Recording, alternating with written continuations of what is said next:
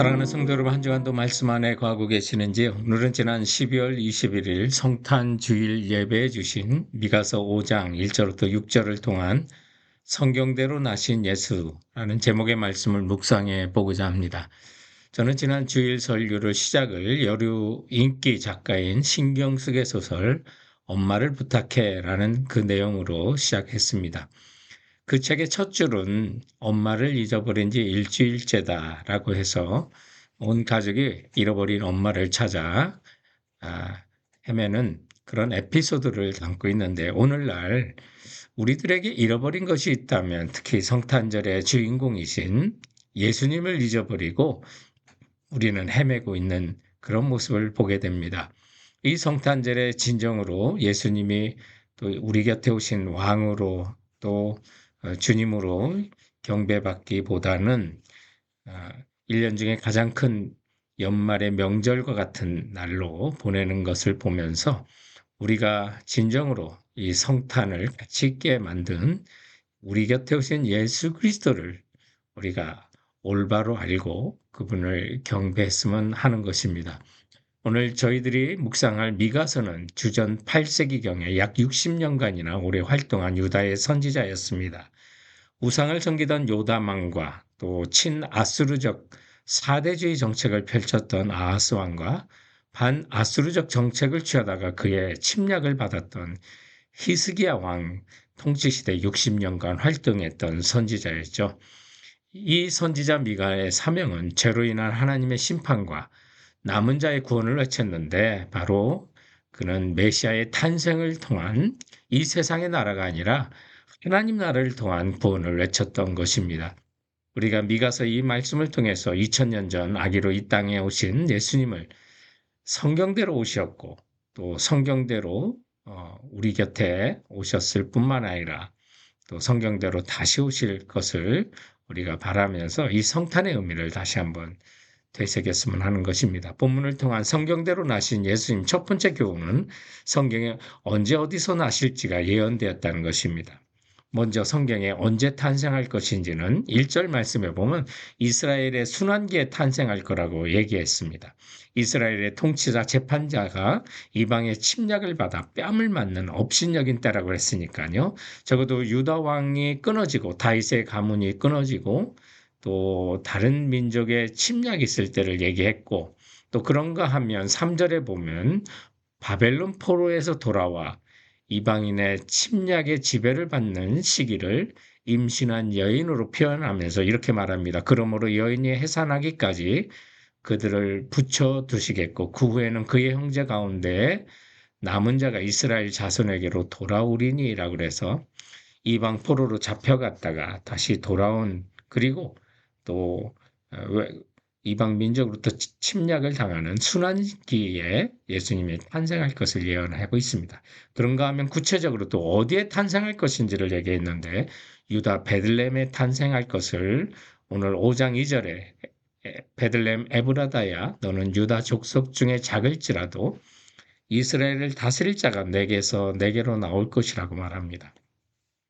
예수님의 육신의 아버지인 요셉과 마리아는 갈릴리주의 나사렛이라는 동네에 살던 사람이죠. 그런데 베들레헴까지 온다는 것은 사실 가능하지 못한 예언이었습니다.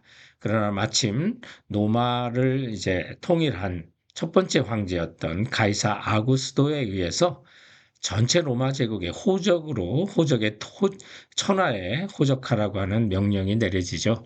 그래서 다윗의 후손으로, 다윗이 또 베들레헴 출신 아닙니까?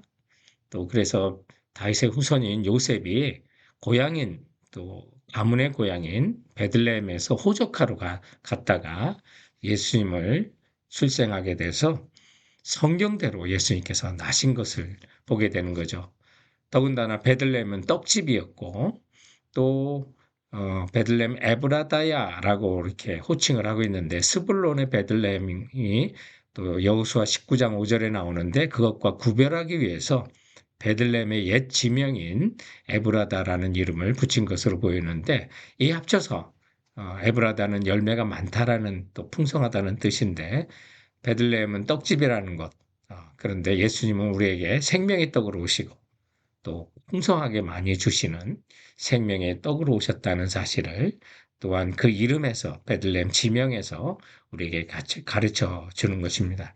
성도 여러분, 예수님은 생명의 떡으로 우리 곁에 오셨습니다. 그리고 성경대로 나셨습니다. 이런 성경이 주는 의미를 우리는 알고 감사함으로 아기 예수께 경배하는 성탄절이 되시기 바랍니다.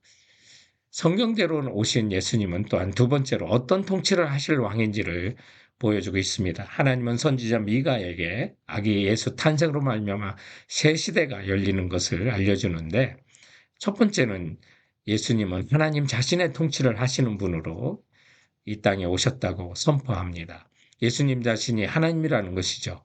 그래서 오늘 2절 하반절에 그의 근본은 상고의 영혼에 있느니라. 예수님은 스스로 존재하시는 영원한 하나님이시라는 태초부터 계셨던 말씀이셨고요.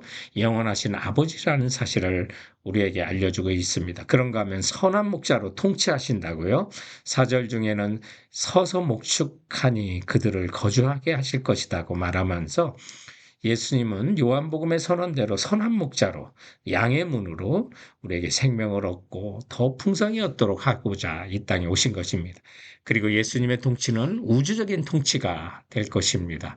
5절 하반절에 그가 창대하여 땅끝까지 미치리라고 해서 정말 누가복음 2장 10절에 천사가 외친 것처럼 예수님의 오신 소식은 온 백성에게 미칠 큰 기쁨의 좋은 소식을 너에게 전하노라 말씀하신 것처럼 이스라엘의 한 나라에 국한 것이 아니라 땅끝까지 온 백성에게 미칠 기쁜 소식으로 이 땅에 오시고 통치하신다는 것을 보여줍니다. 또한 5절에 예수님의 통치는 평화의 통치가 될 것을 말합니다. 이 사람은 우리의 평강이 될 것이라고요. 그리고 6절 하반절에 그가 우리를 그 원수에게서 건져내시리라 라고 말하는 것을 볼 수 있습니다. 사랑하는 성도 여러분, 바울은 그래서 예수님을 우리의 화평이라고, 예수님 우리의 평강이라고 말씀하고 있는 것입니다. 세상의 그 어느 것으로도 우리는 만족할 수가 없습니다. 오직 예수님께서 우리를 통치해 주시고 또 하나님의 통치로 그리고 선한 목자로 우리를 인도하실 때 우리는 비로소 예수 그리스도 안에 참된 평안에 우리는 누릴 수 있다는 사실 기억하시고 주님의 이 땅에 오시면 하나님께는 영광이요 기뻐하심을 입은 사람들 중에는 평화가 가득 입는 그 예언에 따라서 이 성탄의 소식이 우리 모두에게 평강의 소식이 되기를 주님의 이름으로 축원드립니다. 성경 말씀대로 오신 예수님은 세 번째로 누구와 함께 하실지를 말씀하고 있는데 오늘 본문에는 남은 자와 함께 한다는 표현을 하고 있는데 이 남은 자라고 하는 것은 신약에서는 선택받은 자라는 표현으로 바꿀 수가 있습니다. 또는 견디는 자, 또 마지막까지 승리하는 자라고 표현할 수가 있는 거죠. 오직 믿는 자를 표현하고 있는 것입니다. 3절 말씀에 보면 그러므로 여인이 해산하기까지 그들을 붙여두시겠고 그 후에는 그의 형제 가운데 남은 자가 이스라엘 자손에게로 돌아오리라. 또 7절에도 야곱의 남은 자, 8절에도 야곱의 남은 자라고 말씀하고 있습니다. 그래서 그들이 6절 말씀에 칼로 아스루 땅을 황폐하게 하며 니므롯 땅 어기를 황폐하게 하리라. 아스루 사람이 우리 땅에 들어와서 우리 지경을 밟을 때에는 그가 우리를 그에게서 건져내리라.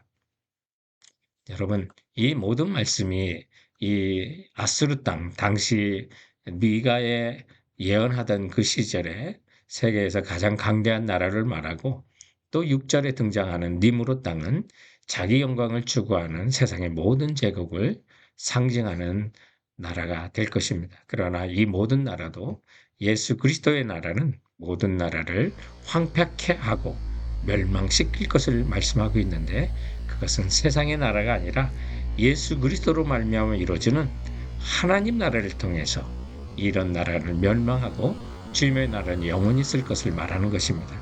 그래서 이 사실을 믿는 남은 자들, 예수 그리스도를 믿는 자들은 이슬과 같이 담비같이 또 조용히 그러나 사자같이 세상 가운데 승리할 것을 말씀하고 있습니다. 7절 야곱의 남은 자가 많은 백성 가운데 있으리니 그들은 여호와께로부터 내리는 이슬 같고 풀이에 내리는 담비 같아서 사람을 기다리지 아니하며 인생을 기다리지 아니할 것이라고 말합니다. 이슬과 단비처럼 성령과 물로 거듭난 구원받은 모든 백성들은 사람을 기다리지 않고 다시 오실 예수님을 기다리게 될 것입니다. 또 그런 자들이 사자와 같이 오늘 8절에 보면 야곱의 남은 자가 수풀의 짐승들 중에 사자 같다고 말씀하고 있습니다. 그러므로 예수 그리스도를 따르는 자는 이 세상 가운데 사자 같은 능력으로 또한 승리하면서 이 세상의 나라가 아니라 예수 그리스도를 왕으로 모신 아기 예수 그리스도를 경배하는 자들, 그래서 끝까지 이 세상에 남아있는 자로, 또 모든 핍박을 견디는 자로 주님 오시는 날을 기다리는 모든 사람은 주님과 함께 세상에 하나님의 나라의 승리자로 서게 될 것을 믿고 나가시는 성도들 되시길 주님의 이름으로 축원드립니다. 사랑하는 성도 여러분, 그럼 이번 한 주간도 주께서 주신 말씀으로 승리하세요.